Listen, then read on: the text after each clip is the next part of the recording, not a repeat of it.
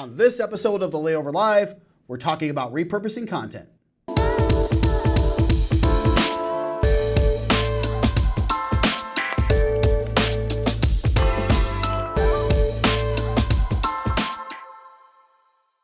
Hello everyone and welcome to episode 189 of the Layover Live.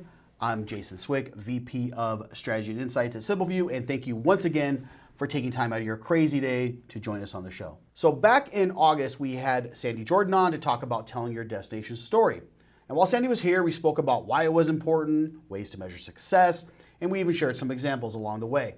Now, as part of that, Sandy also shared some advice on the importance of repurposing content. Repurposing content then becomes important as we get into creating stronger and more demanding content plans. We're going to have to find ways to repurpose that content. Now, one of the best benefits of repurposing content is that it makes scaling your content marketing efforts so much easier. Repurposing content is a way of taking content you've already created or used for one purpose and then reusing it for another. I mean, think about it. You really don't have to start everything from scratch. You can use a piece of content as the basis for a post, and then a video, and then a TikTok, and a whole lot more. Now, content is one of the most valuable parts of any destination marketing strategy. You use it to convey your destination's brand, and its voice, and even its soul in the hopes of attracting new visitors to your website or engaging those who are already there. And here today to talk about doing just that is our very own Sandy Jordan. So Sandy, welcome back to the show. It's always a pleasure, Jason. And also joining the podcast for the first time is Charlotte Indo, who's a social media specialist at Traverse City. So Charlotte, welcome to our show. And also, how about just giving a little background on yourself for those out there who may not know you? Yeah, thank you, Jason, for having me. I'm really excited to talk about more content and repurposing and everything. So my name is Charlotte Inda, and I'm the social media specialist at Traverse City Tourism.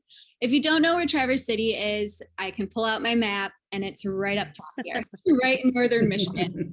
Other than that, I was born and raised in Michigan, and I've been working for Traverse City Tourism for a little over a year now.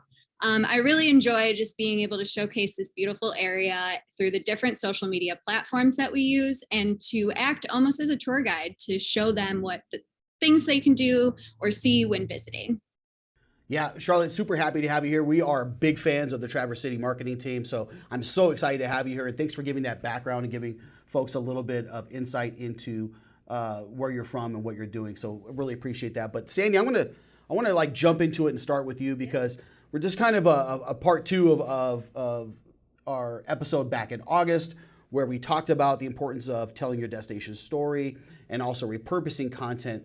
So really, as we talk about repurposing content, maybe just sharing, I think from your perspective, some of the many benefits of repurposing content, because I think now more than ever, as DMOs are really kind of resource starved and are trying to get the most out of their efforts, I think this is a really, really important thing. So can you really talk about repurposing content, maybe some of the benefits of that? Absolutely. I think for me, one of the greatest benefits of repurposing that content is that it ensures a cohesiveness throughout your brand's narrative. Mm-hmm. When you're building an audience, you're building this expectation of the kind of content you're going to deliver. Sometimes that can be a little difficult, especially when you're talking about destination content, because it can go a million different directions. There are so many amazing things that you could talk about with each individual destination. And in order to create that cohesiveness across multiple channels and have that brand voice be resonated appropriately, one of the easiest ways to do that is to repurpose your content. So you take a piece of content that might be developed, for example, for a blog post. Mm-hmm. That content can then be spun into an Instagram post. You could create some short form video around that content, and you can use that in your stories or in TikTok. Yeah, and I think one of the second benefits that is probably most important to everybody is winning some time back.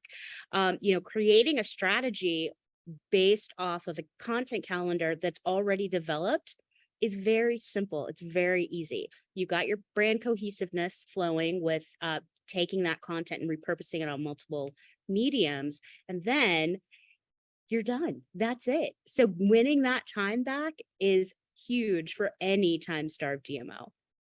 Yeah, all good benefits of repurposing content. I think it's like so important, and also excited why now I want to like pivot over to Charlotte and talk a little bit about some of the things that Traverse City is doing, because they really, this is just part of their philosophy and how they approach every piece of content.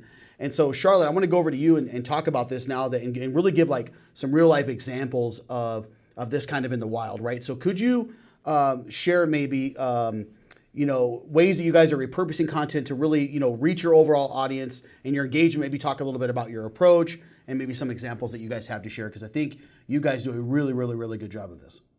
Yeah, of course. So one example of how we repurpose content is taking a blog post and creating multiple social media posts out from it to reach all of our audience. So how we do that is working with the person who wrote the story to turn that into a TikTok and or Instagram reel.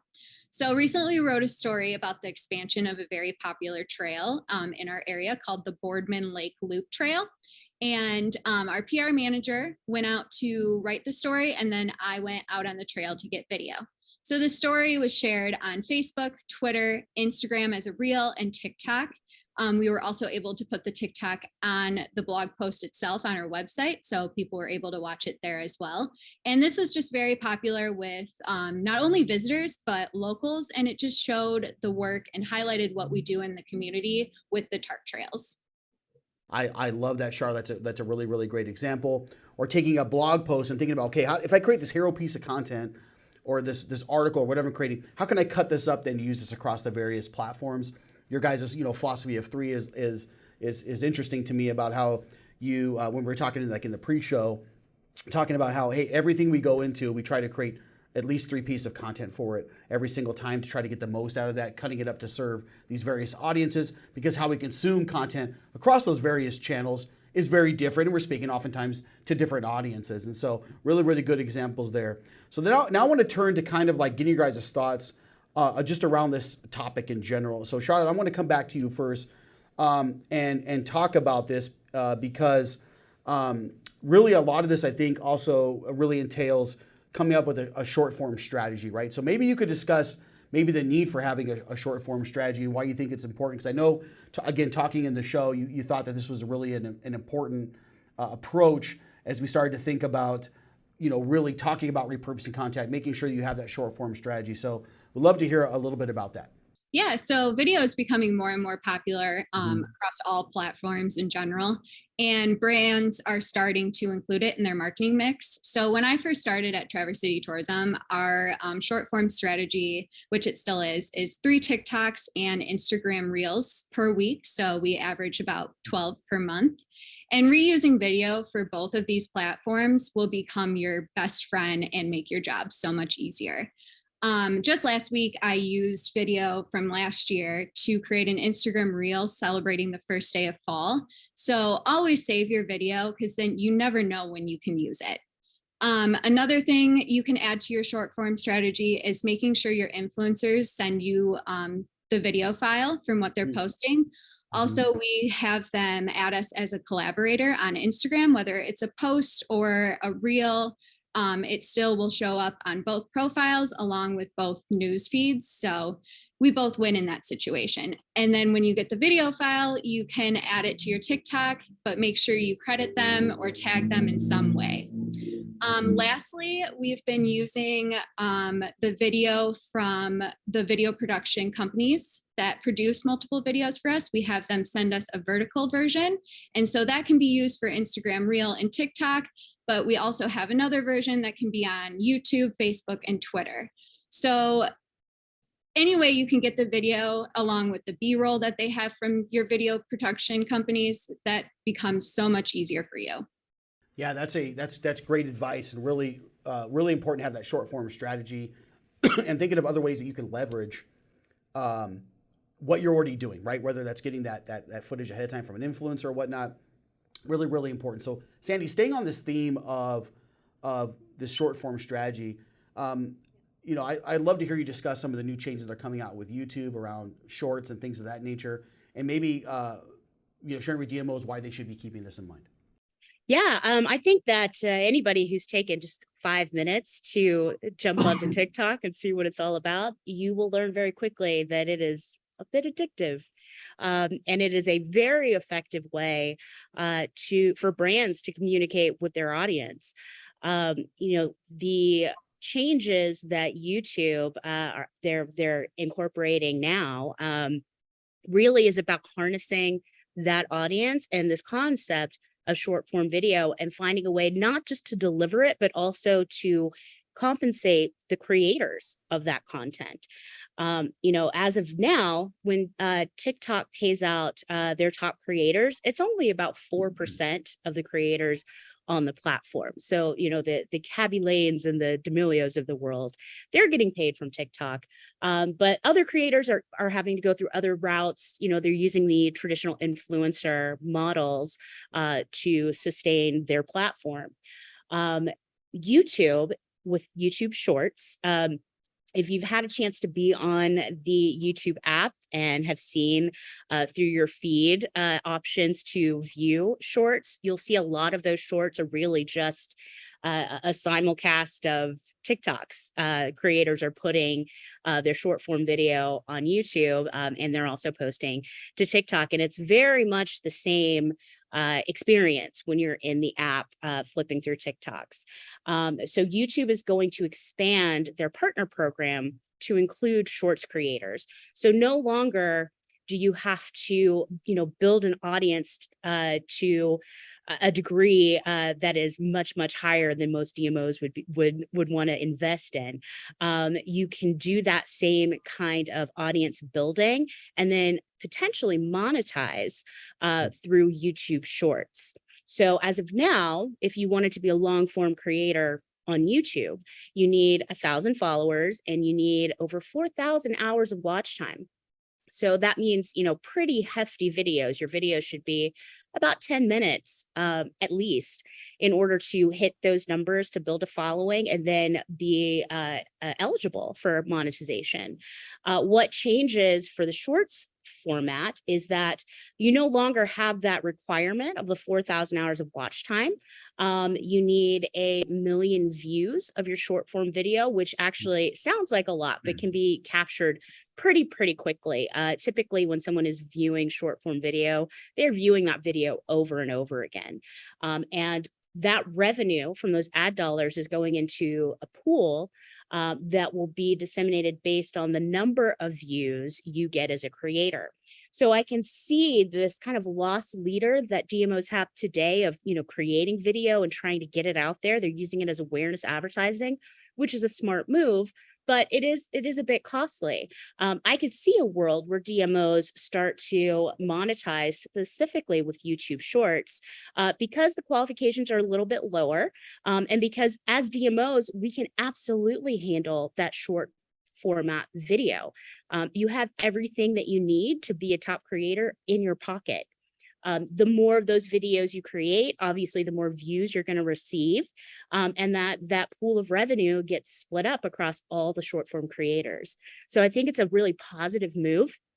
It's definitely a direct hit to TikTok. TikTok is extremely popular, as we all know, across millennials as well as Gen Z. And to be able to capture that audience now and build them as, of course, they get to an age where they are traveling more on their own and they're spending more money, capturing that Gen Z audience is going to become a very critical move. It's something that we were all focused on several years ago with millennials. Now we have to do the next thing with the next generation. So that is very exciting news to hear that YouTube is putting their money where their mouth is. They're going to start compensating those short form creators, much like they do with their long form creators. And it could potentially be an additional revenue stream for a DMO if managed correctly. Yeah, all good insights from the both of you. It's all about repurposing content, right? We're already creating blog posts, we're already creating articles and doing those things, cutting those up and having a short form strategy in place so that we can reach our audience where they're at. Doesn't take a lot to be able to do that. It just takes going out there and giving it a shot. And I know some of the hesitation sometimes is that everything has to be professionally produced or everything has to be of a certain ilk to be able to function properly. But even in Charlotte's example of her just like grabbing a camera and going when there's a PR thing going on or something of that nature and really getting a lot of traction with that, that's how people are consuming content today. Whether we're doing it on TikTok, whether we're doing it now with YouTube Shorts and the opportunities that lie there, having that short form strategy is so important because you can take those big hero pieces of content that you have, really start to cut those up in many different ways and making sure that you keep then your destination top of mind with your visitors. So ladies, thank you so much for coming on. To Sandy and Charlotte, I really appreciate having both of you guys here. Absolutely, Jason. Thank you for having me, Jason. Yeah, you bet. Pleasure's all ours. And if you're not subscribed, please do so now. It really, really helps out our channel. We're also available on Spotify and iTunes through audio podcast. So thank you for tuning in, everyone. We'll see you next time. Have a great